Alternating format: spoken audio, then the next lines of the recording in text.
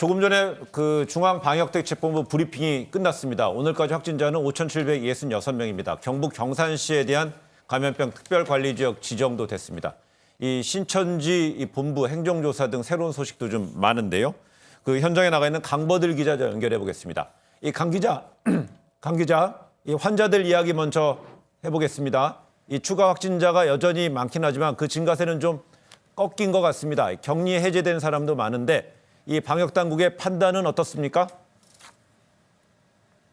예, 추가 확진자가 줄어드는 건 대구 신천지 교인 중 유증상자에 대한 조사가 마무리됐기 때문입니다. 김강립 복지부 차관은 일반 시민과 신천지 교인 중 무증상자에 대한 조사가 이뤄지고 있어 더 줄어들 가능성이 예상된다면서도 며칠은 추세를 지켜봐야 한다고 했습니다.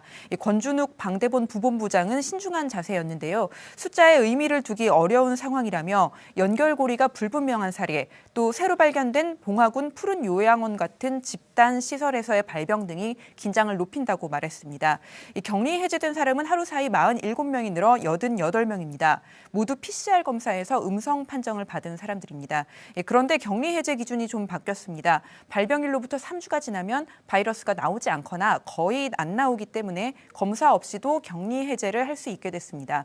이에 따라서 격리 해제자는 시간이 지나며 더 늘어날 가능성이 있습니다. 네, 확진자가 두 번째로 많은 지역이 경북인데 이 그중에서도 경산시가 오늘 감염병 특별관리 지역으로 지정이 됐습니다. 이 대구, 청도에 이어 세 번째인데 이 경산시 상황이 어떤 겁니까? 예, 지난 3일 경북 지역 신규 확진자 89명 중 65명이 경산시에서 나왔습니다. 3일까지의 경북 누적 확진자의 40%가 경산시 거주자였습니다. 대구 그리고 신천지와의 연관성 때문으로 보입니다. 경산시는 대구와 동일 생활권인데다 신천지 교인도 상당수 거주하고 있습니다. 실제로 권 부본부장은 경산시 확진자 대부분은 신천지 관련 사례라고 밝혔습니다. 중대본은 지금 시점에서 경산시의 코로나19 유행을 통제해야 경북 전역으로의 확산을 막을 수 있다고 판단했습니다.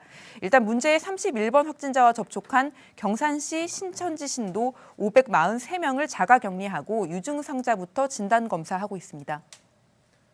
네, 신천지 교인들에 대한 유선 그 조사가 마무리되는 상황인데 오늘 갑자기 본부에 대한 행정조사가 들어갔습니다. 이 제출받은 명단에서 이 특별한 문제가 발견됐다거나 이 특별한 사정이 있는 겁니까? 예, 오전 중대본 브리핑에서도 그 부분에 대한 질문이 이어졌습니다. 강제 조사나 수사가 시작되면 신천지 교인들이 숨을 수도 있다는 입장이 있었는데요. 그런 입장이 바뀐 이유가 뭐냐는 질문이었습니다. 김강립 복지부 차관은 입장이 바뀐 적 없다고 말했습니다. 강제 조사 또는 수사에 따른 문제점과 함께 그럼에도 철저한 방역을 위해서 필요한 모든 수단을 강구할 수 있다는 입장도 같이 밝혀왔다는 겁니다. 그간 제출된 명단에 특별한 문제가 있다거나 한 건 아니라는 취지의 설명도 이어졌습니다. 네, 그럼 이런 행정조사로 어떤 부분을 확인하겠다는 겁니까? 신도와 교육생 명단, 예배별 출석 기록, 신천지 시설의 주소 정보 등을 확보하겠다고 했습니다. 박능우 복지부 장관이 추미애 법무부 장관과 협의하는 과정에서 한 얘기를 보면 방역 당국이 특히 어떤 자료를 어떤 목적으로 필요로 하는지 알 수 있습니다.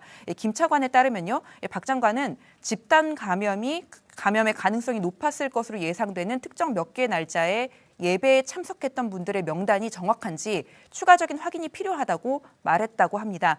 아직까지 대구 신천지 교회 내에서의 집단 감염이 어떻게 시작됐는지, 어떻게 전파됐는지 드러나지 않은 상황입니다. 이를 밝히기 위해서 명단을 크로스체크하려는 것으로 풀이됩니다. 지금까지 방역대책본부에서 JTBC 강버들입니다.